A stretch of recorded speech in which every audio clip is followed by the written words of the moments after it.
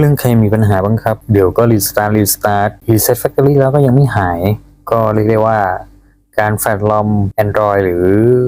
เครื่องสำหรับเครื่องนี้ก็คือ Note 9 นะครับก็เป็นทางเลือกสุดท้ายแล้วก่อนที่จะส่งไปให้ช่างหรือไม่ก็ต้องซื้อเครื่องใหม่แล้วครับก่อนไปดูก็ฝากกดไลค์กดติดตามกดแชร์และกดกระดิ่งแจ้งเตือนเพื่อเป็นกำลังใจให้ด้วยครับเริ่มต้นกันด้วยไปดาวน์โหลดเฟิร์มแวร์ของ Samsung ก็เข้าไปใน Google นะครับแล้วก็พิมพ์ Samsung ROM Download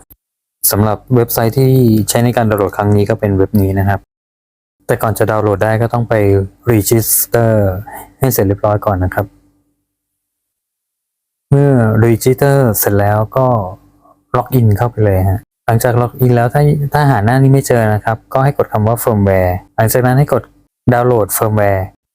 ต่อมาในช่อง My Model Number ก็ใส่ Model Number ที่สามารถดูได้จากsetting about phone ในมือถือของเราแล้วก็เลือกประเทศสำหรับของประเทศไทยก็จะมีอยู่2อันนะครับที่เป็น Thailand ถ้าเป็น THL ก็จะเป็น Thailand ถ้าเป็นอันล่างก็จะเป็นของเมียนมานะครับให้เช็คโมเดลวันที่อัปเดตแล้วก็ PDA นะครับให้ตรงกับเครื่องของเรา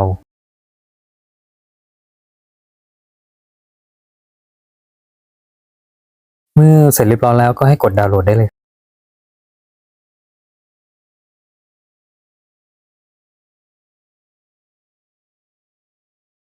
เพียงเท่านี้ก็จะเป็นการเสร็จสิ้นของการดาวน์โหลดเฟิร์มแวร์ของ Samsung เรียบร้อยแล้วต่อมาจะเป็นการดาวน์โหลดโปรแกรมที่จะต้องใช้อันต่อไปก็คือ Odin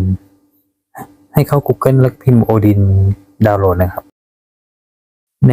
ที่นี้ผมจะดาวน์โหลดเป็นเวอร์ชัน 3.14 ต่อมาก็เป็นโปรแกรม Samsung Kite ซึ่งโปรแกรมนี้จะทำให้ทำให้คอมพิวเตอร์ของเรารู้จักกับมือถือเวลาต่อโปรแกรม Odin นะครับเพราะมันจะลงไดเวอร์มาให้แต่เครื่องผมใช้ไม่ได้นะครับก็เลยต้องมาเปลี่ยนลงไดเวอร์1ก็คือไดเวอร์นี้ถ้าใครลอง Samsung Kite แล้วใช้ไม่ได้ก็ถอดออกเลยครับแล้วก็ลงไดเวอร์นี้แทนต่อมาครับให้เอาไฟล์ซิปไฟล์เฟิร์มแวร์ที่จุดซิปมาแตกซิปออกหรือ extract ก่อนที่เราจะเริ่มแฟลชลอมกันอย่าลืมชาร์จมือถือและแบ็กอัพข้อมูลให้เรียบร้อยนะครับเรามาเริ่มการแฟลชลอมกันเลยครับเริ่มต้นด้วยการปิดเครื่องมือถือก่อนสำคัญนะครับก่อนทำมือถือต้องแบ็กอัพข้อมูลให้เรียบร้อยและต้องยอมรับความเสี่ยงในการทำครั้งนี้ด้วยหลังจากปิดแล้วให้เรากดปุ่ม Big B แล้วกดปุ่ม Volume Down ครับพร้อมกัน2ปุ่มประมาณ 2-3 วินาทีแล้วก็เอาสาย USB ที่เสียบจากคอมมาเสียบที่ตัวเครื่องได้เลยฮะต่อมาให้เปิดโปรแกรม Odin แล้วก็กดปุ่ม BL แล้วก็ไปเลือกไฟล์ BL ที่เราแตกซิปมาแล้วก็กดปุ่ม AP แล้วก็ไปเลือกไฟล์ AP ปุ่ม CP ก็เลือกไฟล์ CP ปุ่ม CSC ก็เลือกไฟล์ที่ขึ้นต้นด้วย CSC ทั้ง4ปุ่มให้ถูกต้องตรงกัน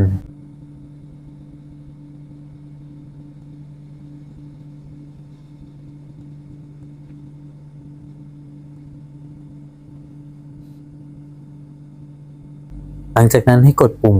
เพิ่มเสียงหรือ Volume Up ที่มือถือของเราเพื่อ Continue สังเกตได้ว่าที่โปรแกรม Odin จะขึ้นว่า Connect กับมือถือได้แล้วก็ให้กดปุ่ม Start ที่โปรแกรม Odin ได้เลยโปรแกรมก็จะเริ่มทำการ Copy ข้อมูลหรือ Flash ROM ระหว่างการดาวน์โหลดนี้ห้ามให้สายหลุดนะครับเมื่อโทรศัพท์ขึ้นโลโก้ Samsung นี้แล้วก็สามารถที่จะดึงสายออกจากมือถือได้แต่ก็ต้องดูเรื่องแบตเตอรี่ด้วยนะครับควรชาร์จให้เต็มก่อนการทำแฟลชลอม